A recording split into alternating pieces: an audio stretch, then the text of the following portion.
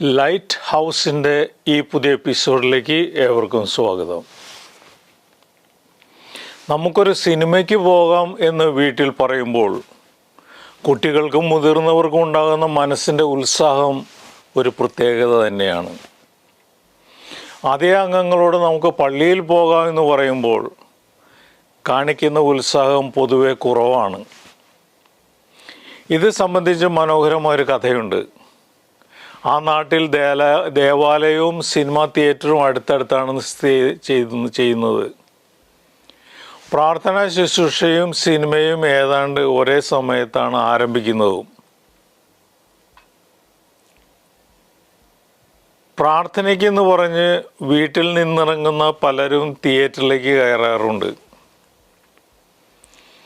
ഒരിക്കൽ അവിടെ എത്തിയ മറുനാട്ടുകാരനായ പുരോഹിതൻ ദേവാലയത്തിലേക്ക് വരുന്നതിനിടയ്ക്ക് 2 സംഘം ആളുകളെ ശ്രദ്ധിച്ചു. കൂടെയുണ്ടായിരുന്ന പ്രദേശവാസിയോട് അദ്ദേഹം ചോദിച്ചു, ഒരു കൂട്ടർ ദേവാലയത്തിലേക്കും മറ്റുള്ളവർ തിയേറ്ററിലേക്കും പോകുന്നവരാണല്ലേ? അയാൾ അത്ഭുതത്തോടെ തിരിച്ചു ചോദിച്ചു, ആദ്യമായി ഈ സ്ഥലം കാണുന്ന താങ്കൾക്ക് അതെങ്ങനെ മനസ്സിലായി? പുരോഹിതൻ പറഞ്ഞു, അവരുടെ നടപ്പിൻ്റെ വേഗം കണ്ടാൽ അവർ എങ്ങോട്ടാണെന്ന് മനസ്സിലാകും.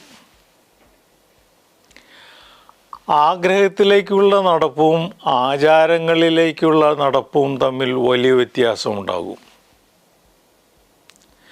നിർബന്ധിത സമ്പ്രദായങ്ങൾ ദിനചര്യയുടെ ഭാഗമായാൽ പോലും അവിടെ സ്വാഭാവികമായ മുഷിപ്പും നിർവികാരതയും രൂപപ്പെടും. എന്തിനോടാണോ താല്പര്യവും അഭിനിവേശവും ഉള്ളത് അതിലേക്ക് പെട്ടെന്ന് അടുക്കും. അത് പ്രതീക്ഷകളായാലും പ്രലോഭനങ്ങളായാലും.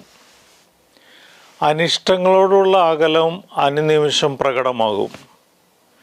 ചുവടുവയ്പിലും പങ്കാളിത്തത്തിലും മനസ്സെത്തുന്നിടത്ത് മാത്രമേ ശരീരം എത്തൂ.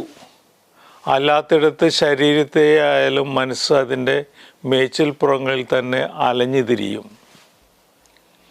പ്രിയങ്കരമായവ മാത്രമല്ല പ്രയോജനകരമായവയും കൂടി ഉണ്ടാകണം. ജീവിതത്തിൻ്റെ പ്രവർത്തന പത്രികയിൽ പ്രിയപ്പെട്ടവ മാത്രം ചെയ്യുന്നവർ അതത് സമയത്തെ വൈകാരികതയെ മാത്രം തൃപ്തിപ്പെടുത്തുന്നവരാകും. താൽക്കാലിക ഇഷ്ടാനിഷ്ടങ്ങൾക്ക് ആജീവനാന്ത ഗുണമേന്മ പ്രദാനം ചെയ്യാനാകില്ല. ഇഷ്ടങ്ങളെ ചേർത്ത് പിടിക്കണം. പക്ഷേ ഇഷ്ടവഴികളിലൂടെ ലക്ഷ്യസ്ഥാനം എവിടെയാണ് എന്ന് തിരിച്ചറിയാനുള്ള വിവേകവും ഉണ്ടാകണം.